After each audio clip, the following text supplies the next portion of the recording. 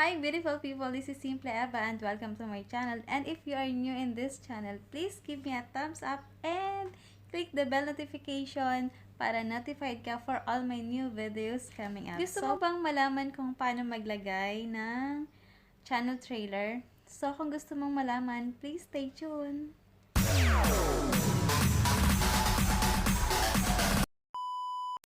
So, okay guys, sasabihin ko sa inyo, or ipapakita ko sa inyo kung paano maglagay ng mga channel trailer. Kasi, karamihan sa atin, lalo na yung mga baguhan, katulad ko, hindi naglalagay talaga ng mga channel trailer. Pero alam nyo ba guys, na sobrang nakakatulong to sa ating channel.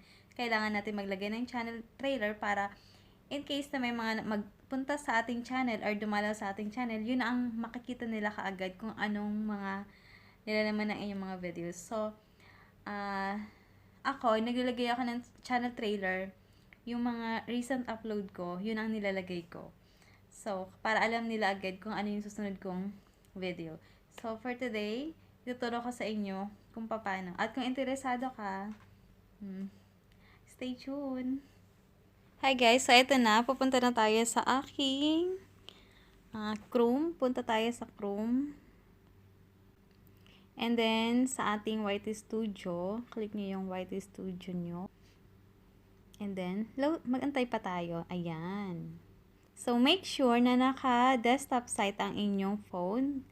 Kung hindi, click nyo lang itong 3 dots. And then, ganyan, naka-check yung desktop site. So, okay. Punta tayo dito sa aking picture. Click nyo yung picture nyo.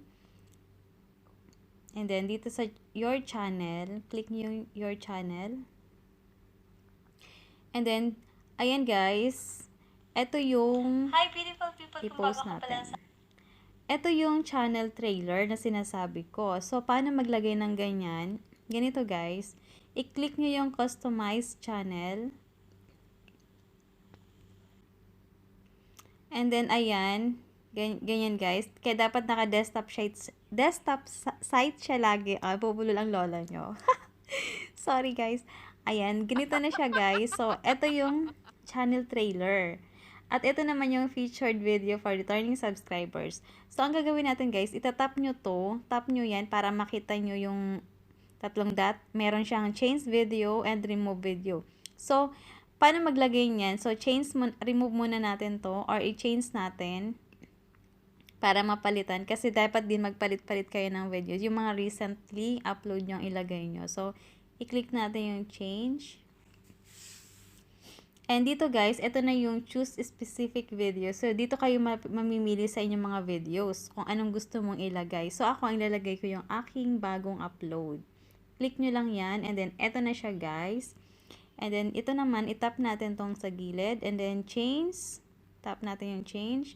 And then, ayan, pipili tayo ng isa pang video. So, ito.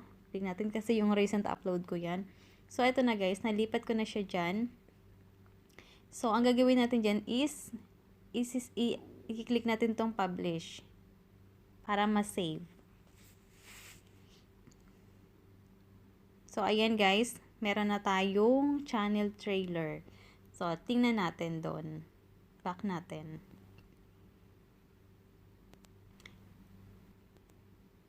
Refresh muna natin para ayan na. Click natin tong picture ko ulit. Your channel. Para ma-check natin kung nag-change na siya. Ayan. Post natin. Ayan. Ito na guys yung aking bagong channel trailer. So, ganyan lang guys kadali. Magpalit ng channel trailer. So, thank you guys for watching. So, ayan na nga guys. So, ganun lang kadali maglagay ng channel trailer. So, sana may natutunan ka sa aking tutorial for today. And, sana mag-subscribe ka na din sa channel na to para mas marami pa akong i-share para sa'yo. So, thank you so much and God bless you. Bye!